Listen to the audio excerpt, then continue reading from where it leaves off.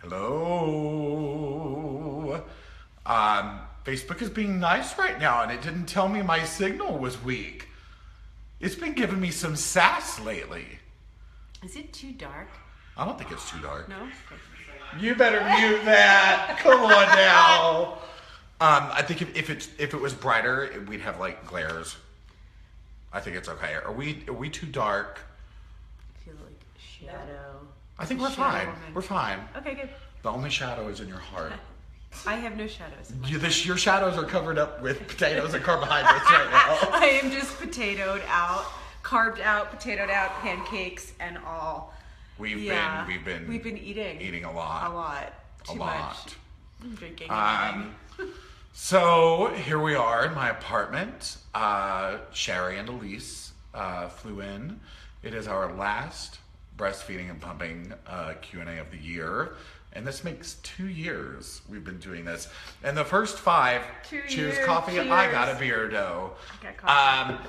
So the first 4 or 5 of these we did remotely, just writing. And then Facebook Live popped about and we were like, it changed our world. Oh, we can great. just come chat like this and live our best lives. So if you follow my page, you know who I am. So I will let Sherry introduce herself and give her background. I have known her for 73 years. I'm not moving ET. ET is there because he needed to feel important tonight. It's like photobomb. ET, She-T is normally in my office, but She-T was feeling neglected, so she came out. Scared the hell out of me when you walked out with her tonight. Yeah. I didn't expect that. You know. Hi, everybody. So good to see you guys. I can't believe it's been 2 years. It's totally unbelievable, but it's been the most fun thing we've ever done. Yeah. Right? For those of you guys who... I've done some fun things. Hey, come on. This is great. Come on. This is great.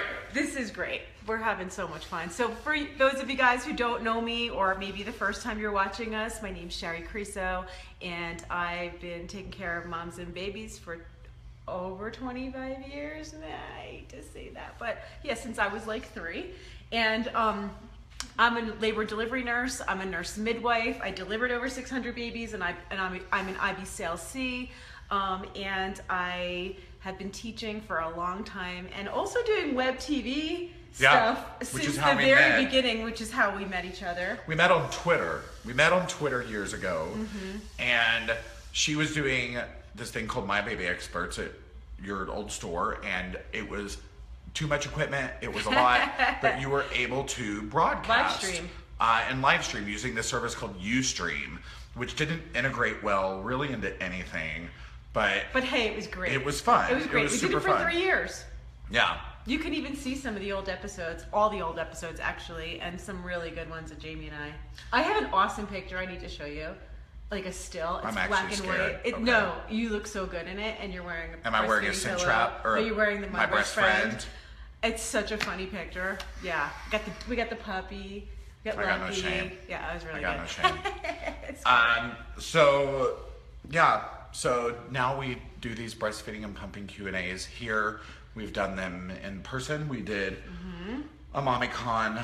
We did Austin this year. We did New York Baby Show. We did LA Baby Show.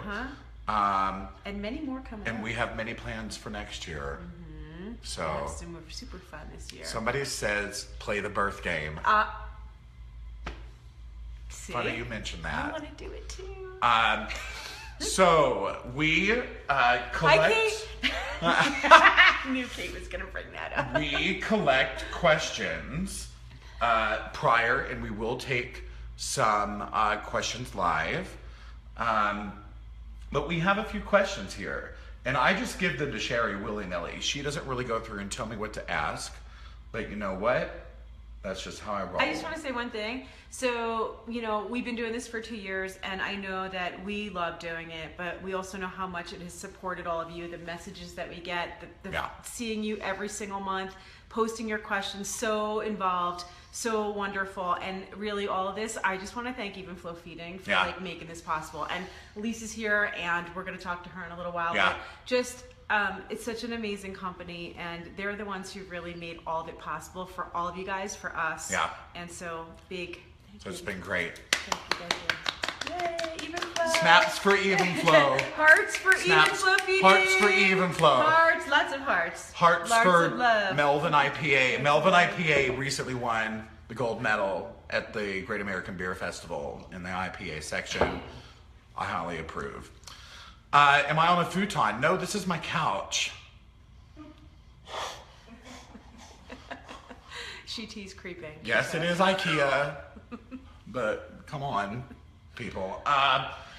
So here we go. We got some questions off of your wall. People here are asking already, and there's a question here. Here we go. Here we go. Ready? I would love to know how to gently wean a toddler. Only nurses at nap and at night. This is like a big question. Everybody wants to know the answer. And there's a variation on here too about like night nursings and your co-sleeping. Yeah. So there we go. It's not an easy one, and it's why everybody asks the question, because, you know, first you start off your breastfeeding experience, you're figuring out how to latch, get it all going, and then when it gets to the end, you want to know how to stop, you know? And the weaning part can be quite difficult depending on the age too. Like, I think that, as she said, toddler, which is key here. I think, and this is my experience with it, babies between the ages of like 12 months and 18 months, really, really hard time to wean, okay? The reason being, it's very hard to reason with them. It's very hard to explain to them what you're doing, why you're stopping.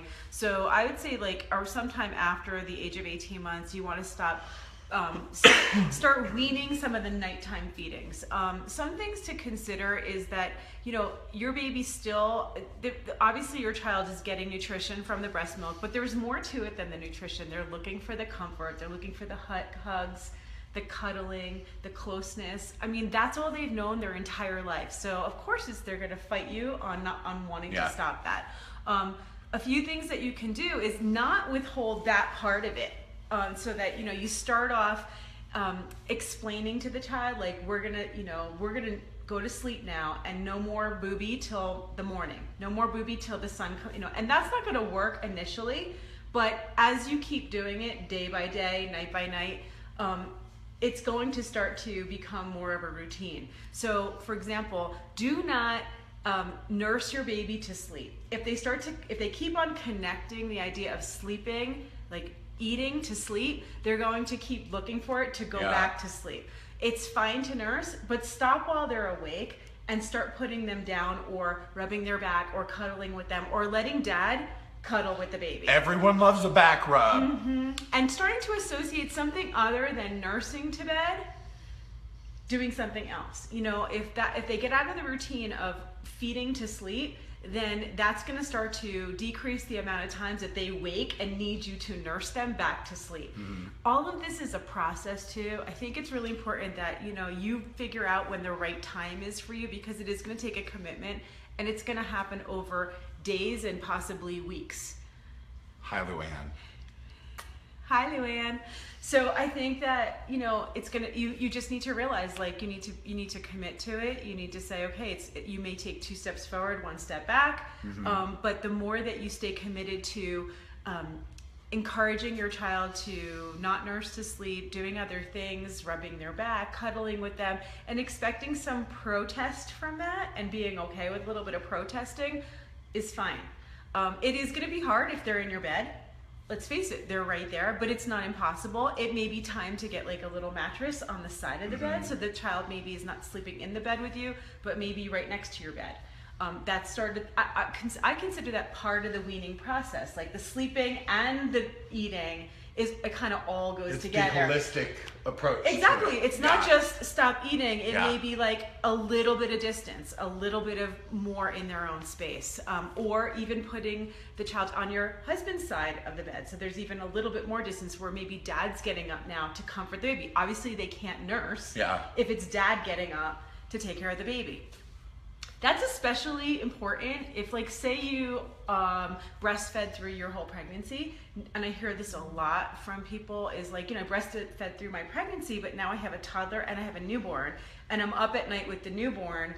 What do I do with my toddler? That's a perfect time for daddy to start getting involved with the nighttime routines, putting the toddler down to bed, and even maybe starting that before the new baby comes, because there can be some jealousy set up if it happens after the baby comes. Sure. Like they're associating with the new baby.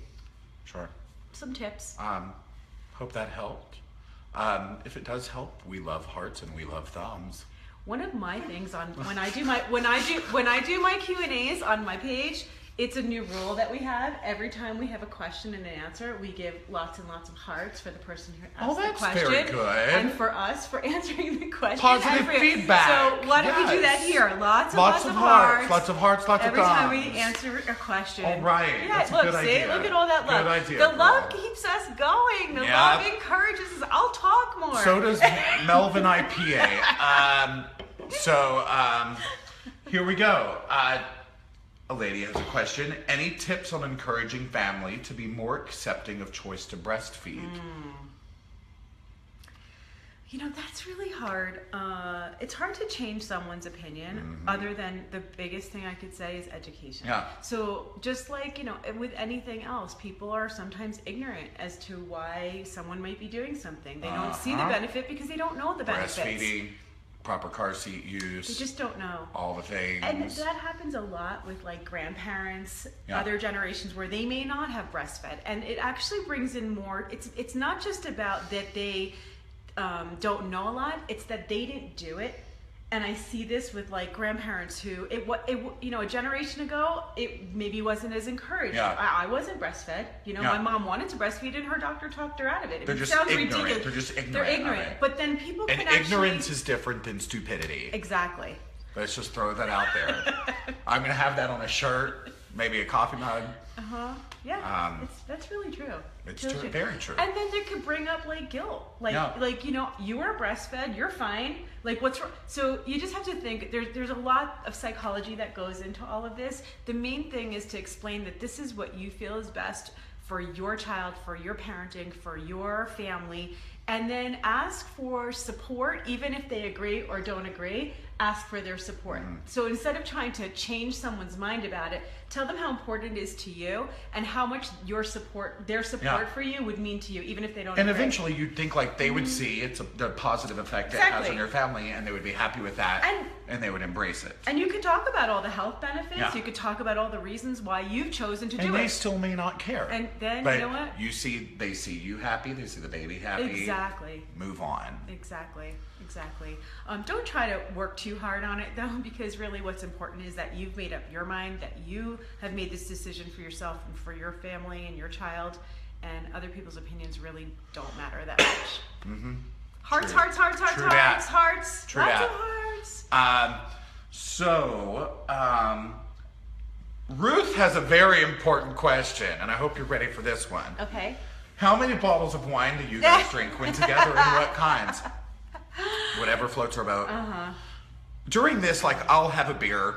Sherry doesn't drink during the live Q&A. We'll have wine after to calm down and relax. She likes a Kim Crawford. She loves her Sauvignon Blanc, maybe with 1 or 2 ice cubes in it. I just called you out. I like whatever wine is available. Whatever's in front of you. No one said I'm picky. Whatever's in the glass. I can't drink red wine. I drink white. Yeah. And I don't like Chardonnay. Chardonnay is nasty. Unless you get a good, Kim Crawford has a good unoaked Chardonnay that's decent. Yeah. But Chardonnay is too oaky for me. Yeah, I just don't drink Chardonnay. I'm not into it. Very rare will I find a Chardonnay. It tastes it's like you're chewing on a cabinet or something. I'm not into it. Megan has a question. Please talk about clogged ducts and how to prevent them. I have a 1-week-old and she is struggling. Wow. Okay. That's early to be having so many clogged ducts. Clogged ducts are where there's, the ducts in the breast will have the milk will solidify and cause a plug, so that it traps the milk behind it, so the breast can become engorged in certain areas. That plug can keep the milk from flowing, so that it causes a couple problems. One, it causes engorgement in those areas that are not being drained by the baby, and that can lead to mastitis, inflammation of the breast tissue from all that pressure. It also, by not expressing milk, because the way that milk is made, once your milk comes in, and if her baby's a week old, then her milk has already started to come in. Once that milk initially comes in, then draining the breast, the amount of flow that's coming out is actually how your body knows to produce more. So going too long with a plugged duct can actually dry up a portion of the breast. You can actually dry up that area and actually start producing less milk overall. So it's important to make sure that the things that cause plugged ducts, and I think that's what she's asking here, is not draining the breast, latching in a way that's not getting good flow, okay? But the number one thing that I see that causes plugged ducts is improperly fit nursing bras that cause pressure in certain areas. If you're wearing a nursing bra that's too tight, that has wires, that is pressing against the breast tissue, that can cause a plug in that area. And so you have to be real careful that your bras are fitting properly, that you're not causing too much pressure. Sleeping on your side can also cause pressure on the breast tissue and cause the milk for a plug to form. I never even thought about that. So, you know, you're sleeping on your side, you're favoring a side, it can cause a lot of pressure, especially in that first week, like she's describing, when the breast is engorged. There's extra milk there. It's very uncomfortable. Yeah. So you just need to be careful. The main thing is to catch the plug and jump on it, like start dealing with it. That means that every time you go to breastfeed, do a little breast exam, like feel the breast, get in the habit of like doing, you know, feeling around any pain, any lumps underneath the skin.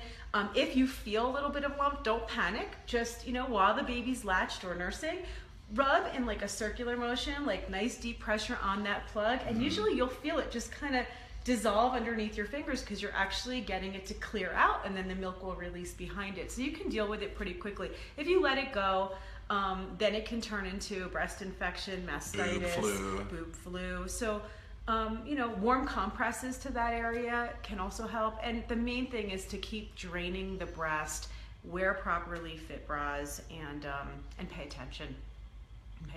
Some people have, like, you know, recurrent plug ducts, and it's a whole other separate question, but for the majority of people, and the question she's asking right now, it's about not putting too much pressure and draining well. Fair enough. Sometimes switching positions too, like changing the baby's position from one position to, like, from cradle to cross cradle to football, like different positions can also drain different areas of the breast as well. So all right, here we go. This one's interesting. This is just good information across the board. Been exclusively pumping for 8 weeks now with the Evenflo Advanced Double. I've replaced the membranes a few times already, but thinking I might need to replace the other part soon too. How often do I need to do this if I continue to pump exclusively every 3 hours, even at night?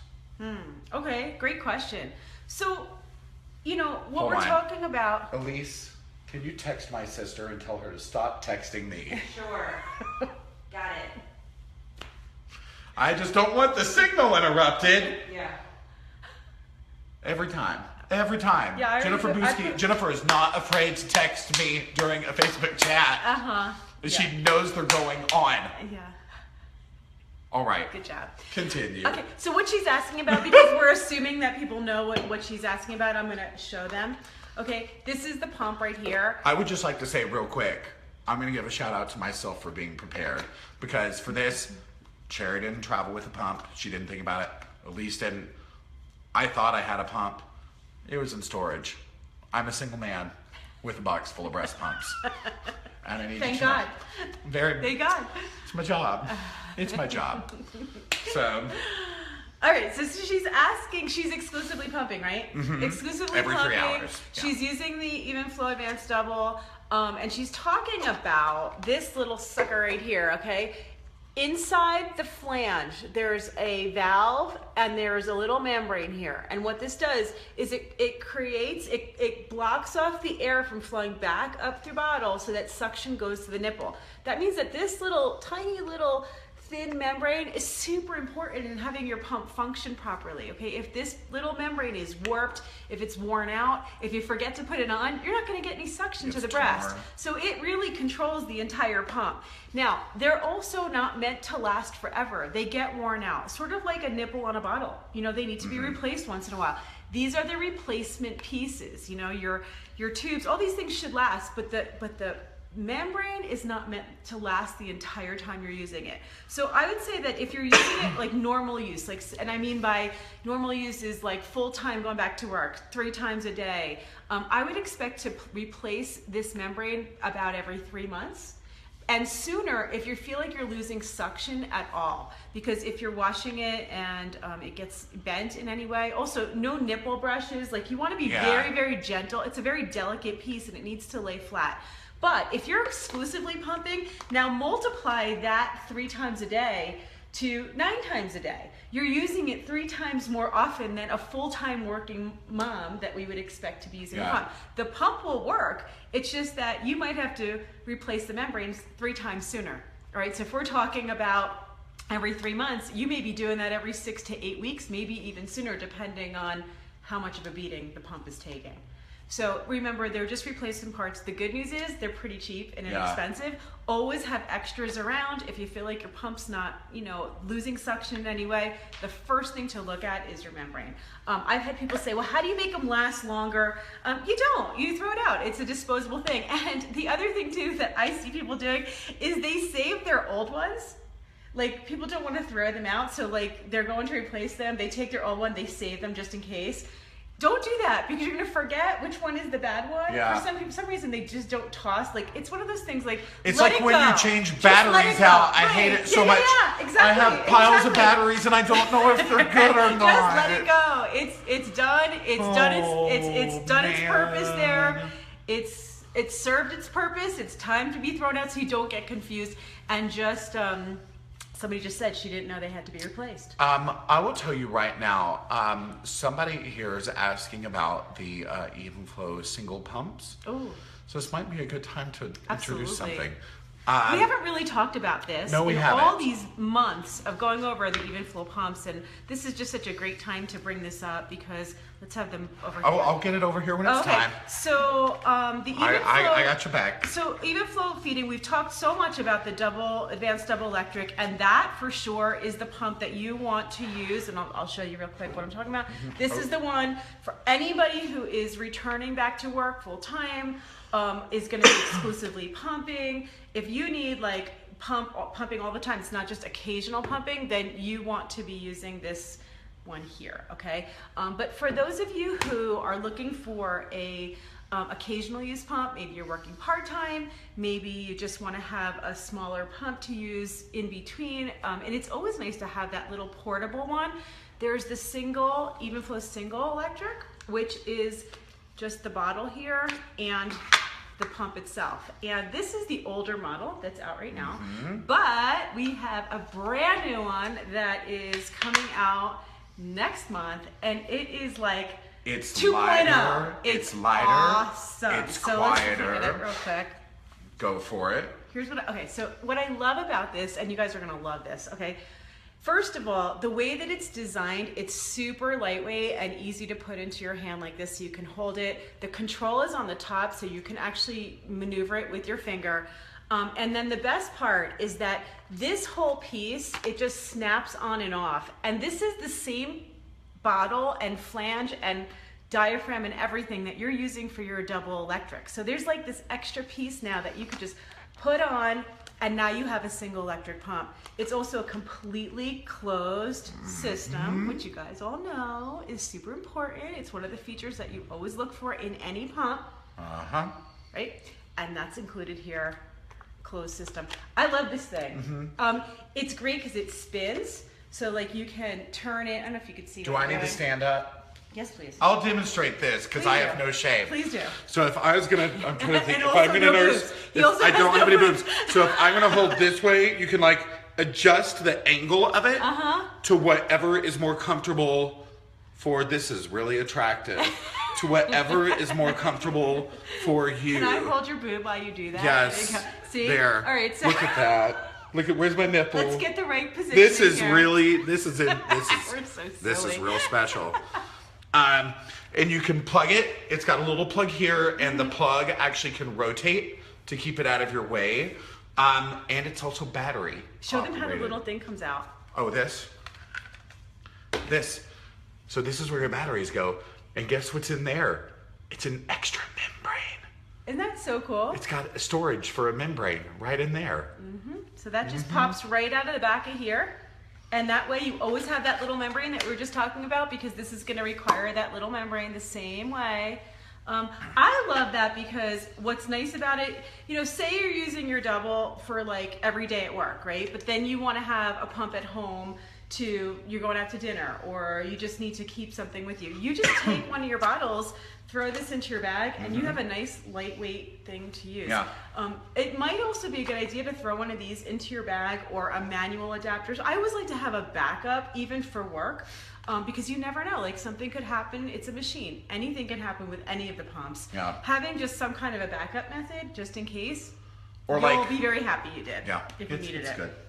And it has a stand, and it stands really good. Oh, and the thing about this too, you know how we always talk about the multiple flanges, like how important it is to make sure that this part is fitting you properly, that you have it sized properly. If the flange doesn't fit, it's going to hurt, and you're not going to get your milk out. So it's really important to have the right flange fit. There are 6 different sizes that can work with this pump. So Yeah. a single electric has 6. 6 options, 6. including the nice soft silicone. Yay! Look at that. Hearts for the new Hearts. Evenflo single. Hearts for pumps. Yay! Hearts, yay. All right. I don't Here's know what my- that's about. Let love live. It's a coffee mug, and I got a coffee mug too, quite frankly, because we know how I love the coffee. Let's go see what kinds of questions are popping Yes, up. it would be a good one, a backup for the diaper bag. Somebody had questions about how often you need to wash stuff and like what kind of soap. Just off top of my head, I use Dapple for everything. Dapple's my favorite soap. They have nothing to do with this Q&A, but they're my favorite. I love them. But Cleaning how pump parts. often? Yeah, like if you go pump at work, like cleaning, storage. I would say at least once a day, but here's the key to it. Because you definitely, at minimum once a day, at the end of the evening, you come home with all your parts, you want to wash everything, hot soapy water, air dry, or you can put them into the dishwasher. Don't keep boiling your parts. The sterilization process, that boiling, maybe the first time when it comes out of the packaging, but when you're talking about breast milk, I wouldn't keep boiling parts. It will warp everything, and it's not necessary. You're breaking down the plastic. It's not necessary to do that. If you are going to pump at work multiple times, one of the things that a good trick to keep in mind is to take all your pump parts, and in between pumping sessions, don't wash them, don't clean them, throw them all into the cooler, or into a bag if you have if you're on a little refrigerator, whatever. Just put everything into a baggie and stick it all back into the fridge or the cooler, because think about it, if the milk is fine to be just cooled, whatever milk's on the pump is still fine too to just use again, does not need to be rinsed in between sessions. You don't want to waste the time. It may be that you have a few break periods and that's it. So then bring them all home at the end of the day, wash them and have them ready for the next day, pack them all back in your bag again. Yeah. That's pretty easy. Let me get some questions. Yes, and somebody here. said don't put the diaphragms and valves in the dishwasher. No. Or the membranes. Thank you. Good. No. We have such a smart audience. We do. We have the We smartest do. audience. We have the best audience. We love you guys. Let me see here. I'm gonna go get some more questions. Here we go. This comes up all the time, so it's good. How far in advance should I start to pump and save for when I go back to work? My 2-week-old is doing well breastfeeding and taking a bottle. I plan to go back to work mid-January. Well, I think it all depends on how soon after your baby was born that you're planning to go back. I would give yourself at least, what you need to go back to work, and this is where moms get real confused, because you need the minimum that you need to go back to work is enough for your first day back at work. That's really all you need for the first day back is enough. So if you're gonna look at how much you're leaving for the baby, say you're leaving 3-ounce feedings and you have to do 3 of them for that first day back, you're talking about 9 ounces. If you give yourself a few weeks, say to collect that 9 ounces, you can pump a half an ounce a day and store up 9 ounces over a 3-week period, and you're good to go. And that's just a half an ounce a day. So you don't really need much, but what you need is time. If you wait to the last minute, if you wait till a few days before, it could be really hard to get that extra milk while you're still continuing to breastfeed your baby. I would suggest, maybe a month out, or calculate it. Like, if ideally having enough for that first day back, but also having a little bit of milk extra in the freezer is the ideal situation. So giving yourself time to do that. Say you want to have, let's just do a little calculation here, right? So say your first day back, you're going back and you need 3 feedings and they're 3 ounces each. 9 ounces, right? And then say you want to throw in 1 extra ounce just in case for that day, 10 ounces total. And say you want to have, a few extra feedings inside the freezer before you go back. Now you're talking another 10 ounces as a backup. You're talking 20 ounces, right? If you gave yourself 20 days and pumped 1 ounce extra for 20 days, you'd have enough for your first day back plus extra freezer stash. What you don't need is a whole freezer filled with milk, or enough to feed your baby the whole time that you're working. Because that first day back at work, you're gonna be pumping. That's the plan. The plan is that you're gonna need to go back to work that first day. You need enough for that. But that day that you're back at work, you ideally should be pumping while you're gone. That will be your second day of work, and so on and so on and so on. So you don't need a ton. I have a program, it's called Breast Pumps and Briefcases, and there's an entire chapter in my class about calculating your first day back, calculating how much milk you're actually going to need. It's an ideal program for anybody who's gone back to work, needs to pump, and all this information. Funny you should mention your classes. What does the pump come with, Sherry Creaso? Yeah, so the advanced double electric, which like we said earlier, this pump is the one that if you're going back to work full time, you want to be using this pump. This pump comes with both my breastfeeding classes, Simply Breastfeeding and Breast Pumps and Briefcases are both included when you purchase the pump. Those classes, we sell them for $30 a piece, so that's included when you buy the pump. So education's huge and so important. It's not just the equipment, but it's having the knowledge along with it, which is how to use it, how to know what you need to do. Look how many questions come up. And then what's amazing is even with this small single electric pump, Simply Breastfeeding, which is the class that gets you ready to breastfeed that every mom should watch before they have their baby, comes included with this pump and also with the manual pump. So all the Evenflo pumps, they all come with education, which I'm very proud of. So. It's kind of great. It's kind of amazing. Yeah. It's kind of like genius. Special, actually. Yep. Very special. I'm going back to work next week and can't get my 12-week-old to take a bottle. He just screams and screams. Any advice? We've tried 4 different bottles and multiple people trying.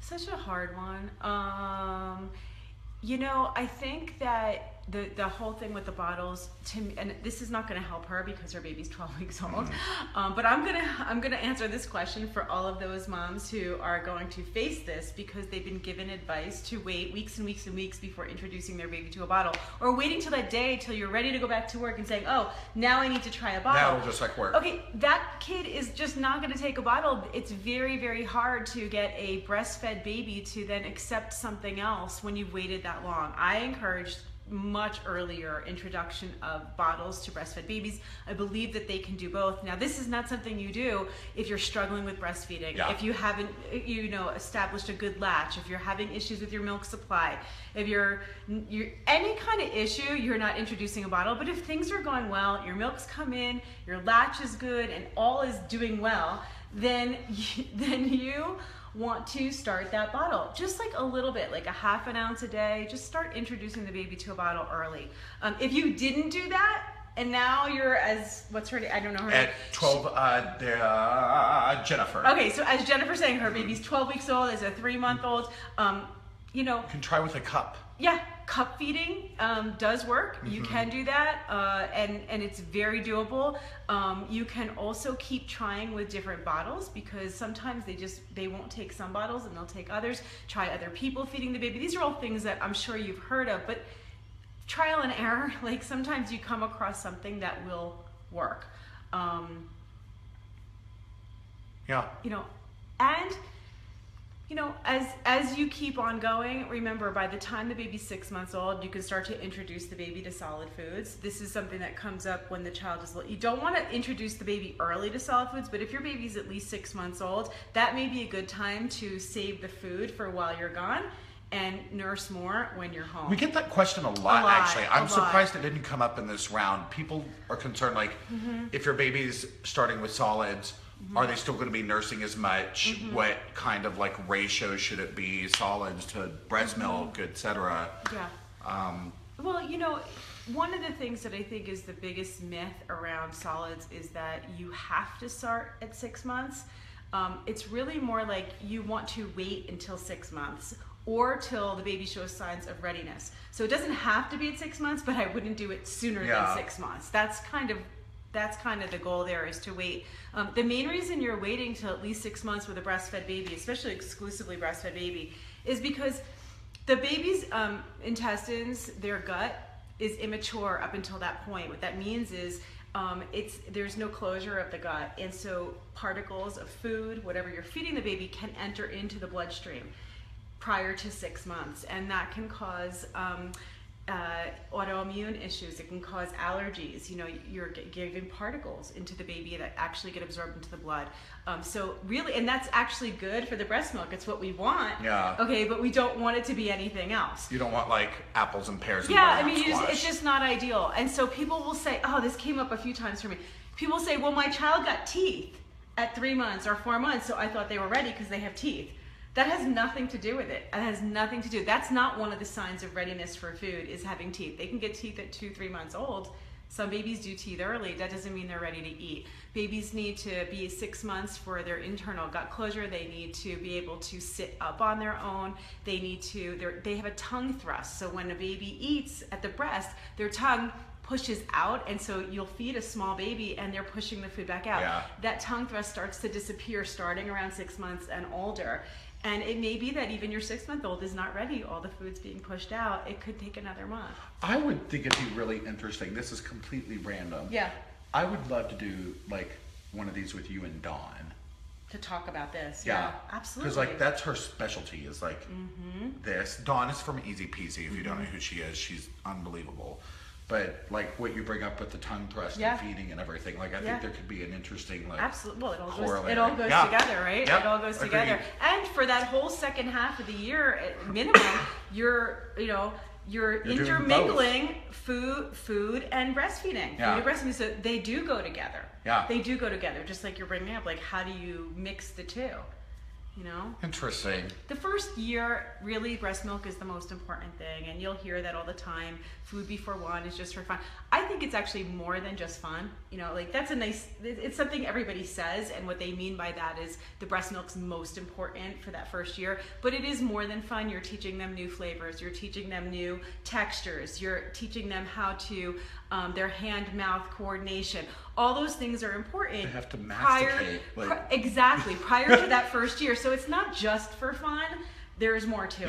Maybe nutritionally, the breast milk is serving most of the purpose there. So, but there's more to it. That's an interesting thing there. Kaylee says she just bought. She posted this yesterday. She just bought an Evenflo manual pump today, and it's love. Such an awesome pump. Awesome. Wonderful. Hearts. Hearts. This is a longer one. I'm 12 weeks postpartum and was wondering how long of a stretch I can go at night without pumping or feeding. My little one is gaining weight fine and is now starting to sleep 6 to 7 hours a night. Right now, I am only able to pump twice a day, once after I feed him for bed and then again after he wakes up and, asthma, eats again in the night. I get between 5 to 7 ounces with those pumps. I don't want to hurt or cause a dip in my supply by not pumping or feeding, but I also want some sleep. So if I empty my breast after the last feed and then again in 7-ish hours when he wakes up, will I still get the same amount?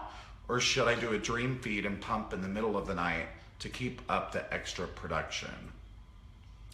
So The main question here is, should she get up and pump so that she doesn't have a decrease in her supply? The answer is, if she doesn't get up and pump, she will have a decrease in her supply. But the main question really is, does she not need that decrease in supply? Her baby's not waking up, she is. Does she really need all that extra milk? She's able to pump, what, 6 to 7 ounces? Six. That's amazing. Okay, that's amazing. 5 to 7 ounces. 5 to 7 ounces? That's hardcore. How much do you really need to pump? So I would say at this point for you, and specifically this question, her baby's 12 weeks old, so a 3-month-old, child sleeping 6 to 7 hours, obviously getting enough during the day because he's not hungry during the night. But you're not getting any sleep. I would say let your supply decrease a little bit during the night. You don't need that extra milk. You actually don't need 5 to 7 ounces first thing in the morning. It's a lot to pump in addition to feeding. So you're actually overproducing a little bit. And that is Nichelle, so I hope she's here. Not necessary. I think you'd be a lot happier if you get some extra sleep. Yeah, and it will decrease your supply because obviously the more you demand, the more you're gonna get, but you don't need it. What do you need it for? And what are you doing with all that pumped milk? Unless you're donating it, I don't really know when you're feeding that to your baby. Think about that. Yeah. Here's a good question. Get sleep. Why would you wake up? Sleep is a beautiful thing. Sleep is great. Sleep is, can't say enough about it. I have PCOS and I had a hard time with low supply with my first. I succeeded with the help of a wonderful lactation consultant, round the clock pumping and supplementing with a lactation cookie. I'm doing about 8 weeks with number 2. What can I do to stimulate a better supply from the start? And should I expect the same problems this time too? Well, I think it all depends on how severe the issue is. You know, PCOS can definitely cause issues with milk supply. It can cause issues with infertility. What we see is that if you've struggled with any infertility issues, it can also have an impact on your breast milk if those issues were caused by a hormone imbalance, which PCOS is hormonally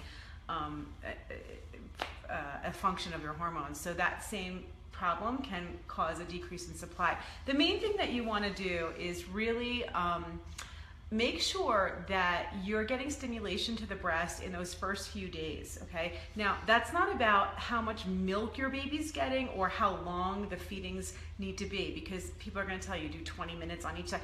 That's not as important. You want to do less time and more frequently. The stimulation to the nipple, to the breast in the first few days will actually help to build receptor sites in the breast so that prolactin, which is the hormone for breastfeeding, can function and work for you the time that you're nursing. If those receptor sites are not there and they're decreased, you may have milk supply issues moving forward. So one of the things that you can do is to make sure that you have frequent stimulation to the breast in the first few days. The problem that comes in is when you start looking at the clock and you're saying, okay, I need to do 20 minutes because the baby needs to get a certain amount of volume. There's nothing but colostrum there anyway. It's not about milk volume, it's about stimulation. So you can even do that. Say your baby wasn't latching. Say it's day 1, day 2, the baby's really sleepy, you can't wake the baby up. I mean, I know a lot of moms out there right now are hearing me go, yeah, that was my baby, they're really sleepy. Can't wake the baby up. Even expressing onto a spoon, like just a little bit of hand expression, that's enough stimulation to the nipple. If you did that every hour and a half, expressing a little bit of colostrum onto a spoon and pouring in your baby's mouth, that would be enough stimulation to the nipple to build those receptor sites that I'm talking about. So I don't mean like wheel in the pump and start pumping on the first day. I'm not talking about that. I'm talking about just frequent expression of colostrum, which is just a little bit. We're talking about a teaspoon. That's something that she can try. And of course, whatever treatment she's had to deal with the issue that she's having will be the same thing that will help her afterwards. Again, frequent feedings, frequent stimulation in the beginning, and then once the milk comes in, making sure that you're emptying the breast just like everybody else. Lauren, I see that comment. I feel like Jamie has the world's fastest growing hair. You would be correct. You're welcome. How random was that? So real quick, just because this is our last Q&A like this for the year, you know, we talked about a couple different features with the single and the double, but in terms of before we bring on someone very special to us, and I hope you're ready. You were involved in like design and whatnot of this. Absolutely. So I've been working with Evenflo for several years now. Hold on. We're getting a lot of burping questions. Oh, burping. So what we're going to do after this, just for shits and giggles, we're going to get on and do a quick, when we're done with this one, we're going to do a quick 3-minute burping video and then be done with it. Because it'll be short, it'll be digestible. No, I'm actually in the process of making one right now. You're doing one? Right now. Well, we're already editing one. But we'll go over some techniques. Yes, it's E.T. with a wig. All right, so about this pump though. Okay, so yeah, one of the reasons why I love the pump is because Evenflo Feeding, Elise, who you're going to meet in a few minutes, approached me when they first started to design this pump and asked some questions about like what are the features that I would look for in a breast pump if I was to help design something when I'm looking for something to recommend to moms. What are the most important features that I would look for? And this pump has all the features that I would look for in a breast pump. Those main important things are multiple flange sizes that come included with the pump, which this one does. It comes with 3 sizes included, plus extras that you can purchase separately. Super important, like we talked about before, if it doesn't fit, it's not gonna work. Adjustable speed and suction controls where you can create multiple letdowns, right? Like, multiple letdowns, which I always say it's like OkCupid, multiple letdowns. Multiple letdowns, yeah. So what that means is that you can drain the breast. You know, your baby's doing that when they're feeding. You just can't see it. You need to be able to do that yourself. Having 2 settings or like the pump doing it for you, pushing a button, all these things, it sounds great, like it sounds easier, but it's never gonna get your milk out the same way as having that full control over the speed and suction separately. And I go over that too, about how to do that. I've had moms like, actually, I've gone over this on some live streams on my Facebook and literally had people get off the stream, go try it, and message me like, oh my God, I just got like 50% more milk. Gotta reconnect. It's not my kids this time. Sometimes that Are internet. you on the Wi-Fi? Sometimes the internet. It should be fine. I have very strong Wi-Fi here. So. And then the other thing, the last thing, we talked about that earlier, is a closed system right here, making sure, I mean, this is like one of the first things you should ask when you're looking at a breast pump, at all different pumps. And there are many pumps that have closed systems, but that's the #1 question. Is there a closed system? Is there a barrier between your milk flow and the tubing itself? That means that milk is not going to get inside this tubing, which then can get inside your pump and your motor. It can grow mold, it can grow bacteria if it can get in there. So you want a little bit of a barrier there, or actually a big barrier. It's little, but it's big. This small and mighty. Small and mighty. Like perfect, Webster. Perfect. So you put this in, it blocks it all up, and then you have no milk flowing into the tubing. So those are the features. And you know, when I talk about like, you know, being involved in the design of this, it really was so smart of Evenflo Feeding to involve someone who has worked with moms directly, which is why you're seeing so many great features and the education too. So I'm really grateful because it's giving you something that's really going to work for you. Somebody says, I have this pump. Can I just say how much they love, how soft the tubes are and everything? That's great. Yeah, a lot of people really love it. I'm gonna plug this back in. I get worried that my battery. Oh, yeah. I got this cord I love. It's really nice and long. I didn't know that closed system. Every time we do this, we talk about it. No one knows. And whenever I do Gearapaloozas and I go over pumps, it is the first thing I talk about with breast pumps. It's closed versus open system because no one knows. And it's not like you go into like a bye-bye or like whatever, and on the boxes, or the employees certainly usually don't know. I speak as a former employee. It's like you don't know if it's open or closed. And real quick, several of you have been talking about the fact that your insurance doesn't cover closed system pumps. Don't go to your insurance first. Don't do that. That's how things get messy. You got to go through a DME. So if you go, what is the website? It's Better Living Now. Yummy Mommy. But Evenflo has an actual. It's Evenflo Feeding Insurance.com will take you to some of those national DMEs that will link you over. And I would call one of those national DMEs that we know carry this pump and other closed system pumps so that you get the option. Remember, they're not going to send you something that they can't collect from your insurance company. So they're the perfect ones to ask. The problem comes in when you contact your insurance first and then they call for you and then they just send over whatever you didn't ask for. We'll get links up.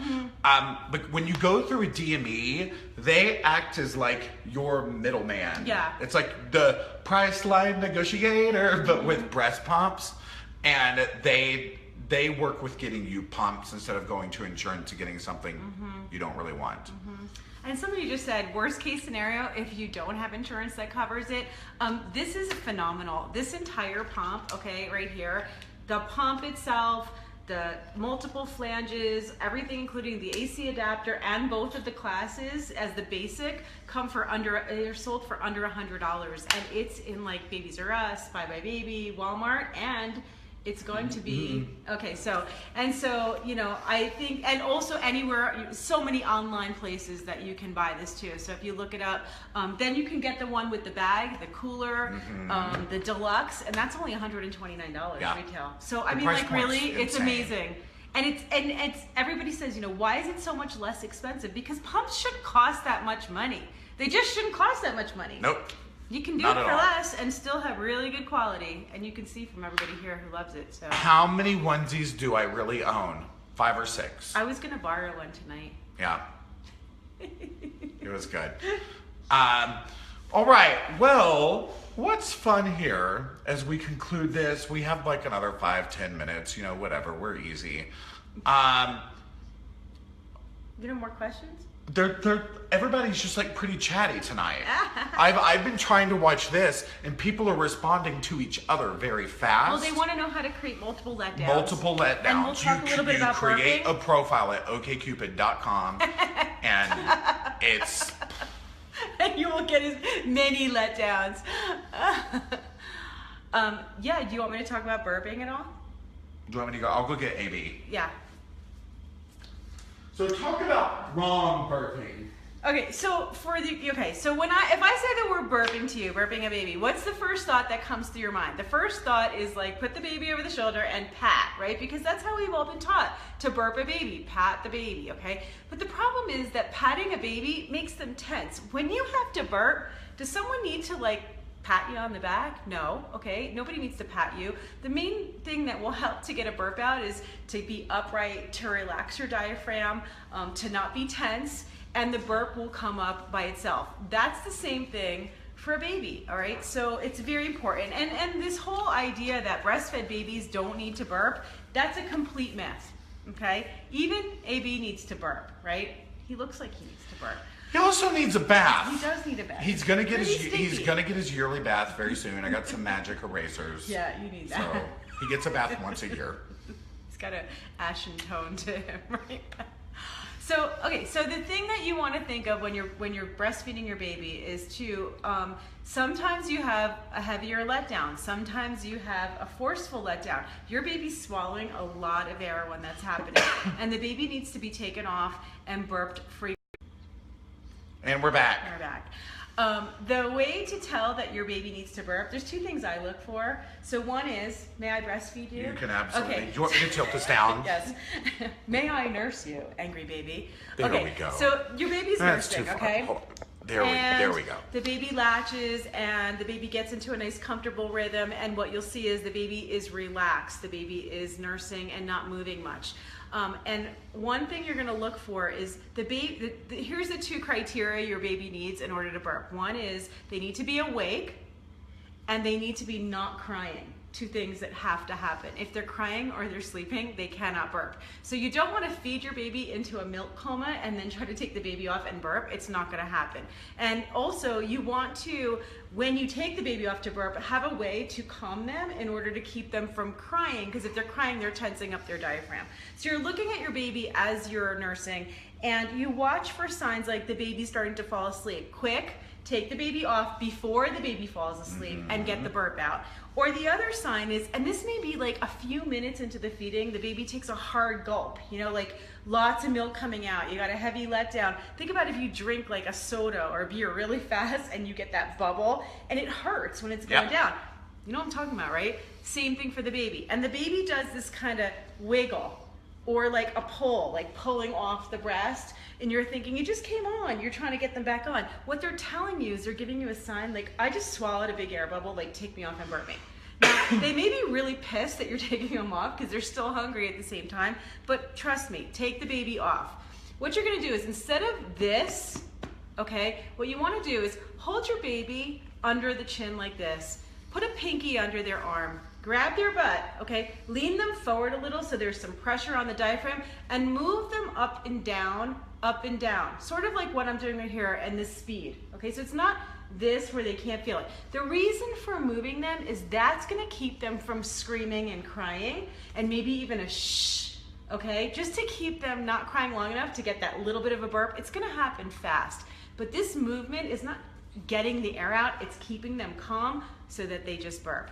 If they're too heavy to do that, you can also take them and get them way up over your shoulder. Not like this, but way up. So now you're using your shoulder as that pressure on the diaphragm, and then just moving them up and down, same way, like this, and a shh, and then you'll get the burp. As soon as you get the burp, back to the breast. And very often they're starting to fall asleep because they're artificially full. Yeah. That air bubble fills them up. They think they're done. They're not done. They burp, and all of a sudden they're hungry again. I've done that too. So. We did it today. We did that today, and we just did it today because tater tots were involved. We ordered every potato on the menu. Every sweet potato fries, regular fries, tater tots. Mm-hmm. I got a potato baby going on right now. We're expecting. Man. I'm ready to deliver my potato baby. We went for it. It's also snowing here and it's wicked cold. And I'm dying from the altitude. Yeah, they're on their own planet right now. This burping info is changing my life. Oh, there have been so many comments about the burping. I'm making a really good video with a real baby to do this for you, so I will have that ready for you very shortly, so that you can see it. What did Joe put up there? Multiple letdown My husband's video. in New Jersey posting for me, so if you see me right there, it's not me like doing it with my toes. Thanks, Joe. Yeah. Thanks, Joe. Thank you, Joe. So, like I said in the caption, by commenting and engaging here, you could win a pump. It's a wonderful, wonderful thing. And these Q&As are made possible by the lovely folks at Evenflo Feeding. So she just happened to fly in for this so we could chat about life and catch up. But I decided I was gonna call her out and pull her into this Facebook Q&A. So I would like to get Elise on my couch. Just sit right here. We're good. I realize we look like twins. We do. I know. We're sisters. Uh, We're soul sisters. Look at us. So hi, just on the couch with two of my favorite ladies. How wonderful is this? Joining our party This tonight. is great. We've been having a party since last night. I know. Thank you for this. And we're paying for it Yeah. right now. We are so paying No, for I'm it. just kidding. Just too much food. We're all just bloated. We've eaten too much. I know. I We've told eaten Sean, too I was much. like, oh, I can't do We this are anymore. bloated. We are tired, but it's been very good. So Elise, Yes. what exactly is your role with Evenflo Feeding? My role, I am the head of marketing. And marketing also, we really focus on consumer insights and talking and working with moms, which is one of the reasons why we do so many consumer shows, so that we get all that interaction and rich feedback, whether it be about product or kind of habits and the ways mom lives and acts and works and Feeds. feeds. Yeah. What I love so much is, what I love working with you guys so much about is just the people who run this company, yourself, the president, everybody, you're all moms, nursing moms. Lauren's on here, she's a nursing mom. Just get the understanding that you have, which is so evident in the products that you design, the amazing stuff that you create for mothers is such a gift. And it really comes from a team that is so wonderful. It's not They get it. They really get Yep. it. Exactly. And they've like allowed us to do this for 2 years now, which is crazy and it's wonderful. And like, I remember. It wasn't always like that. No. But I remember like when my sister got the pump, and because she tried all these pumps, obviously she's got 27 children. And, I'm sure it feels like that. but my sister was like, "This is the most comfortable pump I've ever used. Like, we have to figure out a way to work with them and like do something cool." So, what was your like? I need to do these. What was your impetus for doing these Q&As and allowing this to happen? Well, it all kind of ties back to the beginning to work for Evenflo, which I was, to that point, had not been an Evenflo mom. And when I started to work for the company, I really came on because I had 2 little girls. I was a super passionate breastfeeding mom, nursed for 15 and 18 months with both my girls, and I felt like it was a good opportunity to work for a company and make some change and kind of bring a personal passion and professional acumen together. And but the first thing, and that's how Sherry and I started working together, was when I started, I realized they didn't have a full-time double electric that I would have been able to use going back to work. So it was priority number one. And also, you talked about the company and kind of the vision and women leading and things like that, but it was not like that before. No. And Evenflo Feeding was acquired a few years ago, and that really gave us the opportunity to change things and really a vision to the future. So, the pump, working on the pump, developing the pump was kind of the cornerstone of the foundation. And how many years did y'all work on that pump before? 2 years. Yeah, over long 2 time. years. Long time. With top engineers. But with that was, like Sherry was saying, what are all the best things, features that we really need to have in this? Also the educational portion of it. And then it was, because for us, our core belief is just that whether it's the pump or education, that should not, or the lack of a great tool or lack of great education shouldn't be what comes in the way of mom's breastfeeding journey. Going back to work, continuing to breastfeed, any of the things she's worked so hard at or that she really desires for herself and her baby. So, using the Facebook Q&A as an example, it was like, what's the next thing? And as we continue to talk to mom, like, where are the places that she's finding information, but also being able to give it to her in a very relatable way, with very relatable people that have all the best, the heart, all the great passion. I mean, we all see things very similarly, and I think that's a lot of it right there. Yeah. Totally. And to do it and to not only have everything that a mom would need, including education, all that, but to do it at a price that most moms can afford. And I think that's so key because, if you look at the majority of America, and even if you can't afford a multi-billion-dollar pump, just kidding, you don't really need to, but price should never come in between, or the cost of something shouldn't come in between you and your breastfeeding journey. Absolutely. And I think that was part of that core mission for sure. I know it was. And I also love it, like in a lot of your marketing and like magazine ads and online and stuff, it's like you're not just showing like every mom is white, and like it's like you're having women of color, and you're having tatted moms, and like moms that aren't like your typical I'm on a box. You're right, but they are typical. Exactly. That's us. That's everybody. It's just not who you typically. Yeah, you're right, and that is, I think the misrepresentation of motherhood is that it's I always joke about khakis and white shirts. It's like the white moms lined up with their white shirts and khakis. What I did the other night, a friend of mine on our personal Facebook had seen her friend do this thing where like take a photo of what's in front of you right now and don't cheat. Yeah. So I was like, that'd be a really interesting experiment to do on my page because my audience size. Yeah. And so it started, there are almost 4,000 comments, and it's all messy floors, laundry, toys everywhere, kids going crazy, people feeding their kids, and it's all this unifying theme that no one is perfect. No. And it's like we're all connected, even though I'm not a parent, I'm still connected to all of you. Yeah. And it's like we're all connected because nothing is perfect, and it's not this Instagram perfect, Pinterest perfect world. Right. You can change a lot of shit with a filter, but it's like, nobody's perfect all the time. Yeah. parenting is a very harrowing experience in and of itself, let alone Even if your Absolutely. child is plastic. Absolutely. See, even a plastic child gets very dirty. Dirty. It needs to be bathed once in a while, even if you're not using a magic eraser. Yeah.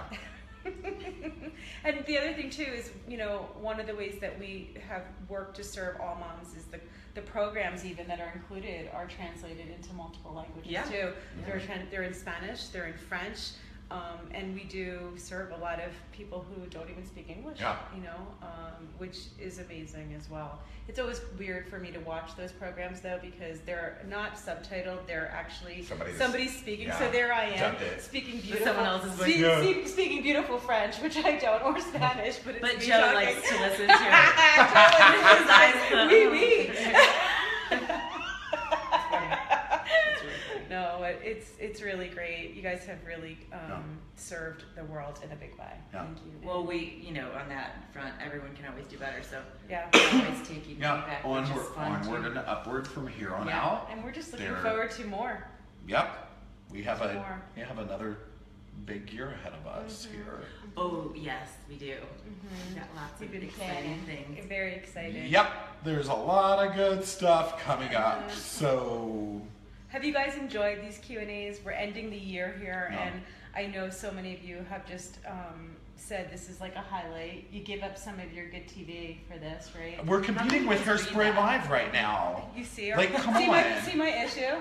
I can't. I need my glasses. It's like you guys are like Hairspray Live is on, and we're here like closed systems, flanges. And you know what? They're all here with us. It's all fine. You can watch that later. And you can always, if you're joining this late, the videos obviously live on Facebook. You can go back and rewatch. And I do some live streams. So make sure you're following Sherry. Evenflo and Sherry are both linked in the comments here. So make sure you go follow them to stay on top of what's going on. There are multitudes of things that will be announced and we will be discussing soon.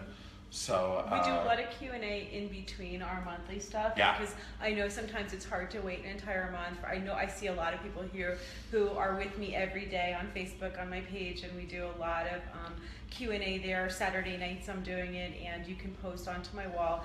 And one of the things that we just started, which has been really nice, is anybody who's a student of mine, which means you've taken any of the online classes that come included with the pump, we have a new Facebook private group that we started just for our students, and we have a beautiful community, which is a closed community, so there's some more confidentiality and if you post, your relatives won't see it. Exactly. and what I love so much is watching the moms helping moms, and then I'm also in there too to offer support. So it's a great opportunity that we just started. We've been talking about it for a while. We just started it last week, so it's been really nice.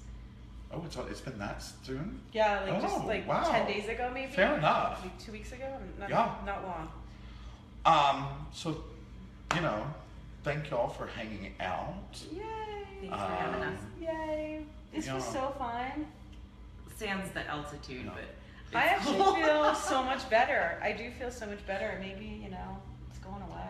I have champagne in the fridge, and we are going to open that and cheers to all of you and all of this. Celebrate the end of year, 2 years together, goodbye to 2016. Yes. Right? Yes. Yes. And onward. Bye-bye. 2017. It's our year. It's your year. 2017. It's everyone's year. 2017 is everyone's year. It's got to be a better year. So let's hope. Give all the hearts, give all the likes. Make sure when we do these, tag your friends who may not know this page exists. Tag your friends who are nursing or pumping or pregnant. Yeah. A friend of mine I did cats with years ago actually is pregnant. Sherry was nice enough. We, gave her class. She's watched it. It's fun to know people, but we're here if you need us all the time. So yeah. And ideas for next year too. Oh. Yeah. Find all. Yeah, if you have ideas for what you want us to do, cities for us to show up in for something random. If the three of us just randomly showed up in a city to talk with you, Would you like that? Yeah, I think they would like Could it that. be, if it's in a colder month where I live in Cincinnati, could it possibly We go be somewhere warm. a warmer climate? I'm all That would for be my that. only request. I'm all for that. Anybody live in Turks and Caicos? I'm totally in. I still have never been to Hawaii or Alaska. Yeah. Oh, So- Just putting that out there. just Just putting it in out case. there. We might Just have saying. to go find somebody in Hawaii. Yeah. So thank y'all. Thank you. Thank so you. much. Thank you. Y'all are Like a my group heart. hug. We need a We group do need hug. like a big Group group hug. hug. Aww, I love you guys. Yay. And we're hugging all of you. We should have had a onesie party. We should have had a No. pajama party. And God Only knows. Except- Jamie looks cute in a onesie. Yeah. That's I'm like sucking not for in really everybody. hard. Elise and I are like matching in our outfits here. Recessive. All right. Well, thank y'all. Be good. Let love flow. Let love flow, and we will see you for the next Q&A in January.